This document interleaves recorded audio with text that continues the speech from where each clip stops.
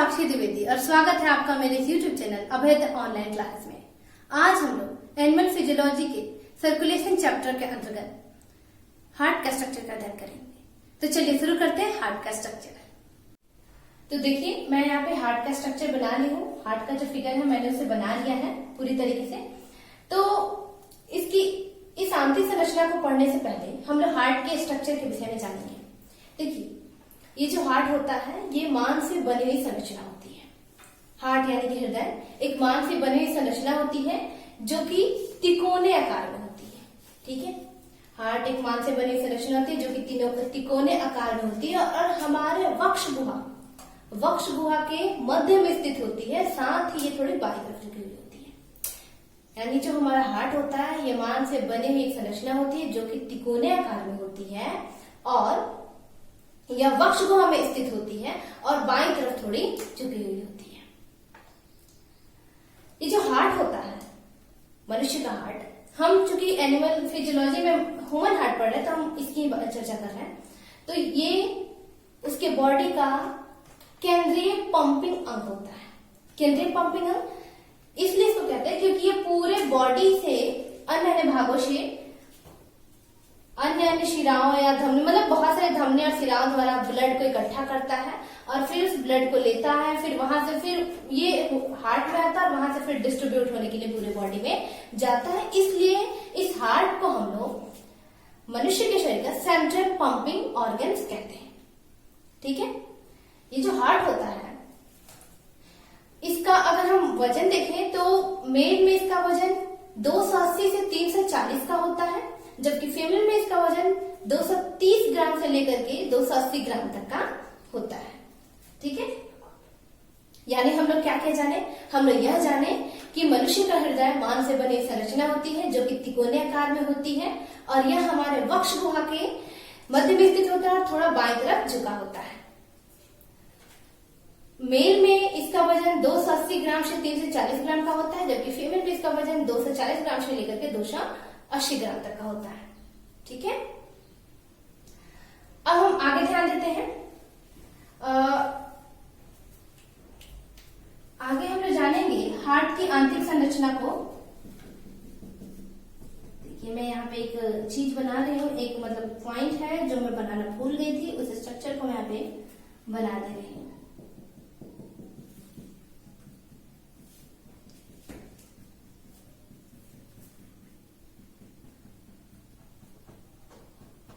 देखिए ये कंप्लीट हो गया।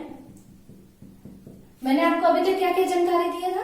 मैंने यह बताया था कि मनुष्य का जो हार्ट है वो एक मांस से बनी संरचना होती है जो कि तिकोने आकार में होती है और यह वक्ष गुहा के मध्य में स्थित होता है और थोड़ा सा बाईं तरफ झुका होता है। इसका वजन मेल में 280 से लेकर के 340 ग्राम का होता है, जबकि फीमेल में 240 से लेकर के 280 ग्राम का होता है। इसको हम लोग सेंट्रल पंपिंग ऑर्गन्स भी कहते हैं। तो चलिए आगे हम लोग इसके स्ट्रक्चर को पढ़ते हैं। ये जो मैंने यहाँ पे हार्ट का पिक्चर बनाया है, देखिए इस पिक्चर को पढ़ने से पहले मैं आपको एक और पॉइंट बता रही हूँ बहुत इंपॉर्टेंट। हार्ट के स्ट्रक्चर की हम बात करें तो वहां पे 2 पॉइंट आता है, एक अलिंद आता है और एक नीला आता है। अलिंद क्या होता है और नीला क्या होता है मैं पहले ही बता दे रही हूँ कि ताकि आगे बताऊंगी तो आपको दिक्कत नहीं होगी कि कौन सा नाम रख रही है। देखिए जो अलिंद होता है इसको मैं भी हल्का सा जानकारी दे रही हूँ। ये अलिंद को हम लोग रिसीविंग चैम्बर कहते हैं और ये जो निलय होता है, देखिए मैंने यहाँ पे लिखा है निलय, ये जो निलय होता है इसको हम लोग पंपिंग चैम्बर कहते हैं। अभी इतना ही ध्यान में आप लोग बस रखिएगा, अलिंद रिसीविंग चैम्बर और निलय पंपिंग चैम्बर। तो चलिए हम लोग हार्ट की आंतरिक संरचना को भी पढ़ते हैं। देखिए हार्ट जो होता है वो तिकोने आकार में है। पूर्व तिकोने आकार में कैसे, अब मैं इसको बता रही। देखिए खैर मेरा फिगर इतना अच्छा नहीं हुआ है पर देखिए ध्यान दीजिए। हार्ट का जो ये ऊपर का भाग है, ये ऊपर का सपोज है, यहाँ से मान लीजिए अगर इसको डिवाइड करते हैं तो ये ऊपर का भाग है। तो ये जो ऊपर का भाग होता है इसका ये थोड़ा चौड़ा होता है और जब ये नीचे की तरफ जाता है तो थोड़ा सा ऐसे हल्का सा संकरा होते जाता है। ये ऊपर की तरफ चौड़ा और नीचे की तरफ शंकरा होते जाता है, इसीलिए इसकी आकृति कैसी हो जाती है, तिकोने आकार की हो जाती है। तो हार्ट तिकोने आकार का होता है, ये ऊपर का सिरा इसका चौड़ा होता है, नीचे का सिरा थोड़ा पतला होता है। और जो ये हार्ट है, हम चूंकि ह्यूमन हार्ट की बात कर रहे हैं तो ये 4 चैम्बर में बटा होता है। देखिए ये पहला चैम्बर, ये दूसरा, ये तीसरा और ये चौथा। हम लोग क्या पढ़ रहे हैं, तो हम लोग अब हार्ट की आंतरिक संरचना का अध्ययन कर रहे हैं। हार्ट की जो आंतरिक संरचना है ये त्रिकोणीय आकार का होता है और ये 4 चैम्बर में, 4 कक्षाओं, चैम्बर यानी कक्षाओं में बटा होता है। ठीक है, इसके ऊपर मैंने आपको बताया कि ये वक्ष गुहा में स्थित होता है। ठीक है, तो इसके ऊपर एक प्रकार की देखिए, एक प्रकार की भित्ति होती है, मतलब भित्ति मतलब दोहरी झिल्ली। इसके ऊपर से एक प्रकार की झिल्ली ऐसे ऐसे कवर की रहती है। वो झिल्ली में संरचना नहीं बना रही, ऐसे कवर की रहती है। इसको हम लोग बोलते हैं पेरिकार्डियम की झिल्ली। हार्ट जो है, मैंने आपको अभी तक जानकारी दी कि हार्ट त्रिकोणीय आकार की संरचना होती है जो कि वक्ष गुहा में स्थित होता है। तो ये त्रिकोणीय आकार की संरचना जो कि वक्ष गुहा में स्थित है, बाईं तरफ थोड़ा झुका हुआ है। इसके ऊपर एक प्रकार की झिल्ली पाई जाती है जिसको हम लोग बोलते हैं पेरिकार्डियम की झिल्ली। तो देखिए, ये हार्ट का स्ट्रक्चर है, ये इसकी भित्ति, मतलब ये जिस मान से बना है, खास प्रकार के कार्डियक मसल से बना रहता है। ये कार्डियक मसल से बना है। इसके ऊपर एक प्रकार की दोहरी झिल्ली है जिसको हम लोग बोल रहे हैं पेरिकार्डियम की झिल्ली। तो देखिए, यहां से अगर एक झिल्ली है ऊपर से और ये खुद की इसकी मसल है, हार्ट के खुद का मसल है, तो बीच में एक कैविटी की तरह स्ट्रक्चर बन रहा है ना। तो इस कैविटी की तरह जो खाली स्थान जो बन रहा है, यहाँ पे एक प्रकार का द्रव भरा रहता है जिसको हम लोग बोलते हैं कार्डियक फ्लूइड। ये कार्डियक फ्लूइड क्या करता है, तो कार्डियक फ्लूइड, चूंकि हमने बताया है आपको कि हार्ट एक पंपिंग ऑर्गन है, पंप करने का कार्य करता है, लगातार ये ऐसे ऐसे सिकुड़ता फैलता रहता है। तो ये जो कार्डियक फ्लूइड होता है वो इसमें उत्पन्न होने वाले घर्षण से इसकी सुरक्षा करता है, साथ ही साथ इसे किसी बाहरी आघात से भी बचाता है। यानी हम लोग अभी तक क्या जाने, हार्ट एक त्रिकोणीय संरचना है जो कि मांस से बनी संरचना होती है। ये जो मांस होता है इसको कार्डियक मसल से, खास प्रकार के मसल से ये बना होता है। ये वक्ष गुहा में स्थित होता है और हल्का बाईं तरफ झुका होता है। ठीक है, मैंने इतना बता दिया था। अब इसकी आंतरिक संरचना जान रहे थे तो मैंने बताया कि इसके ऊपर एक प्रकार की दोहरी झिल्ली होती है जिसको हम बोलते हैं पेरिकार्डियम की झिल्ली। अभी पेरिकार्डियम की झिल्ली और हार्ट का जो मसल्स है उसके बीच एक कैविटी बना, इस कैविटी के बीच एक प्रकार का फ्लूइड रहता है जिसको मैंने बताया पेरिकार्डियम फ्लूइड। पेरिकार्डियम फ्लूइड जो होता है वो क्या करता है, इसको बाहरी आघात से बचाता है, साथ ही साथ इसमें उत्पन्न होने वाले, चूंकि ये पंप कर रहा है तो इसमें उत्पन्न होने वाले घर्षण से भी इसकी सुरक्षा करता है। ठीक है, आप लोग इतना जानते। अब ये जो हार्ट होता है, ह्यूमन का हार्ट, ये 4 चैम्बर में बटा रहता है। देखिए 1 2 3 4 चैम्बर यानी 4 कक्षाओं में बटा रहता है। ऊपर की जो ये कक्षा है 1 और 2 ये अलिंद कहलाते हैं और नीचे के जो ये 3 और 4 ये नीलक कहलाते हैं। समझ में आ रहा है? ऊपर की कक्षा 1 2 अलिंद और नीचे की कक्षा है 3 4 नीलक। ठीक है, अलिंद के विषय में मैंने बताया कि अलिंद जो होता है ये क्या करता है, ये हमारा रिसीविंग चैम्बर है, यानी ब्लड को हमारे बॉडी के अन्य भागों से ग्रहण करता है। और जो 3 4 जो नीला है ये पंपिंग चैम्बर है, यानी ये क्या करते हैं, ये जो ब्लड अब यहां से यहां आता है वो हम लोग कल जानेंगे। उसके बाद इस ब्लड को पूरे बॉडी में डिस्ट्रीब्यूट करने का कार्य करता है। तो इसीलिए अलिंद हमारे रिसीविंग चैम्बर, नीले हमारे पंपिंग चैम्बर में। ठीक है, अब स्टार्ट। देखिए मैंने बता दिया ये अलिंद है रिसीविंग चैम्बर, ये नीला है पंपिंग चैम्बर। अब आगे हम लोग ध्यान देते हैं। देखिए ये अलिंद को मैंने इधर से फर्स्ट लिखा है, इधर से सेकंड लिखा है, देख रहे हैं ना आप लोग। तो यहाँ पे एक प्रकार की भित्ति पाई जाती है, ठीक है, जो क्या करती है, इसको इससे अलग करती है। इसको हम लोग नाम देते हैं यहाँ पे अंतरा अलिंद भित्ति। मैंने नहीं लिखा है क्योंकि मेरे पास ज्यादा बड़ा बोर्ड नहीं था तो मैंने उसको नहीं दर्शाया है। आप समझिए, समझने का प्रयास कीजिए। ये देखिए ये अलिंद इससे अलग हो रहा है तो यहाँ पे एक प्रकार की भित्ति होती है जिसको हम लोग बोलते हैं अंतरा अलिंद भित्ति। अलिंद में डिफरेंट कर रही है तो इसलिए अंतरा अलिंद भित्ति। ठीक उसी तरीके से इस नीला को इस नीला से भी एक प्रकार की भित्ति अलग करती है, उसको हम लोग बोलते हैं अंतरा नीला भित्ति। यानी हमने अभी तक जो बताया था कि ऊपर वाला चैम्बर अलिंद, नीचे वाला चैम्बर नीला। अब देखिए अब उस अलिंद में यहां से अलग हो रहा है अंतरालिंद भित्ति से, तो एक इधर का अलिंद और एक इधर का अलिंद। ठीक उसी तरीके से नीला में एक इधर का नीला और एक इधर का नीला। समझ में आ गया? अब हम लोग इसका नाम देते हैं। चूंकि देखिए ये दाईं तरफ है तो ये दायां अलिंद और ये बाईं तरफ है तो ये बायां अलिंद। ठीक उसी प्रकार नीलम में ये दाईं तरफ है तो दायां नीलम और बाएं तरफ है तो बायां नीलम। यानी हमने जो बताया था कि हार्ट 4 चैम्बर में बटा होता है, उसमें एक हो गया आपका दायां अलिंद, एक हो गया बायां अलिंद, एक दायां नीला और एक बायां नीला।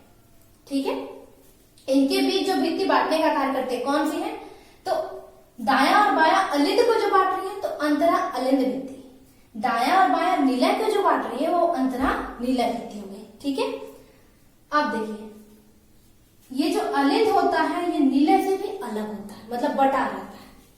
ठीक है, मतलब देखिए पूरी तरीके से नहीं बटा रहता, पर इसमें एक मैकेनिज्म जब हम इसकी क्रियाविधि को कल पढ़ेंगे तो थोड़ा और आपका क्लियर होगा।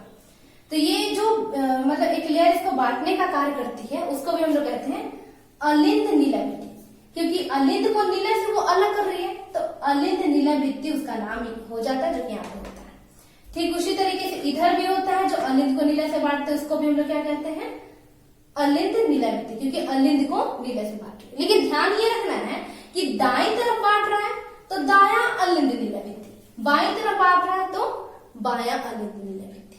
ठीक है, यानी मैंने अभी तक आप लोगों को क्या क्या बताया, मैंने यह बताया कि हार्ट एक तिकोनी संरचना होती है जो कि मांस से बनी होती है। किस मांस की, तो कार्डियक मसल से बनी हुई होती है। इसका वजन भी मैंने बता दिया है। मैंने यह बताया कि यह हमारे वक्ष गुहा में स्थित होता है और हल्का बाईं तरफ झुका होता है। इसके ऊपर एक प्रकार की दोहरी झिल्ली पाई जाती है जिसको हम पेरिकार्डियम की झिल्ली कहते हैं, और उस झिल्ली और इसके मसल्स के बीच एक प्रकार का फ्लूइड रहता है जिसको हम बोलते हैं पेरिकार्डियल फ्लूइड। इतना मैंने आपको बता दिया था। आगे मैंने बताया कि हार्ट जो पंपिंग चैम्बर है यह 4 भागों में, मतलब 4 कक्षाओं में, 4 वैस्मों में, कक्षाओं में ज्यादा रहेगा वैस्म में। ठीक है, वैस्म करेक्ट पॉइंट हो रहा है हिंदी में देखो तो, और नहीं तो इंग्लिश में अगर इंग्लिश वर्ड का प्रयोग करना है तो 4 चैम्बर बोल सकते हैं। 4 चैम्बर में बटा होता है। ऊपर का जो पोर्शन है इसको मैंने बताया अलिंद कहते हैं और नीचे को नीले। फिर आगे मैंने बताया कि ऊपर के पोर्शन को जो सेपरेट करता है, मतलब अलग करता है, उसको हम बोलते हैं अंतरा अलिंद भित्ति, जो कि ये देखिए ये अलिंद था तो इधर वाला क्या हो गया दायां अलिंद और इधर वाला बायां अलिंद। फिर नीला में दायां नीला और बायां नीला, यानी जो ह्यूमन का हार्ट जो है वो 4 चैम्बर में बटा है, दायां अलिंद, बायां अलिंद, दायां नीला, बायां नीला। ठीक है, इसके बाद मैंने बताया कि अलिंद को जो बांट रहा अंतरा अलिंद भित्ति, नीला को जो बांट रहा अंतरा नीला भित्ति। ठीक है, आगे अब हम लोग बाकी स्ट्रक्चर को पढ़ लेते हैं, कल इसके मैकेनिज्म को पढ़ेंगे। देखिए आगे बढ़ने से पहले मैं आपको 2 पॉइंट बताना चाहती हूँ, बहुत इंपॉर्टेंट। देखिए अब ये पंप करता है, मानिए ब्लड को बॉडी के अन्य ऑर्गन से लाता है और फिर अन्य जगहों पर डिस्ट्रीब्यूट करता है। तो इसको करने के लिए कुछ तो चाहिए ना जो उसको ले जाता होगा। इसका कार्य हमारे शरीर में धमनी, सिराएं और केशिकाएं करती है। हम लोग अभी धमनी और सिरा के विषय में जानेंगे। धमनी क्या होता है, धमनी ऑक्सीकृत ब्लड को हार्ट से शरीर के अन्य अंगों में ले जाने का कार्य करती है। हार्ट से ब्लड को, ऑक्सीकृत ब्लड को, कैसा ब्लड, ऑक्सीकृत यानी कि बिल्कुल शुद्ध, वैसे ब्लड को हार्ट से शरीर के अन्य ऑर्गन में ले जाने का कार्य करती है। जबकि जो ये शिरा होती है ये पूरे बॉडी से अनऑक्सीकृत यानी समझिए तो अशुद्ध रक्त को हार्ट में लाने का कार्य करती है। धमनी शुद्ध ब्लड को हार्ट से पूरे बॉडी में ले जाती है, जबकि सिरा पूरे बॉडी से अशुद्ध रक्त को हार्ट में लाने का कार्य करती है। धमनी में एक अपवाद में आती है जिसका नाम है फुफ्फुस धमनी। ये क्या करती है, तो ये हमारे हार्ट के दाएं वाले भाग से अशुद्ध रक्त, चूंकि हमने बताया कि धमनी शुद्ध को ले जाती है, पर ये जो फुफ्फुस धमनी है ये उल्टा काम करती है, अपवाद में आती है। ये क्या करती है, अशुद्ध रक्त को हार्ट से मतलब लंग्स में ले जाएगी, पूरे बॉडी नहीं लंग्स में ले जाने का कार्य करती है। ठीक है, और जो इसी तरीके से सिरा में भी एक आता है अपवाद में, जो कि मैं स्ट्रक्चर नहीं बनाई हूँ यहाँ पे, सॉरी मैं भूल गई थी, यहाँ पे होता है वो, और इसका नाम क्या होता है, फुफ्फुस सिरा।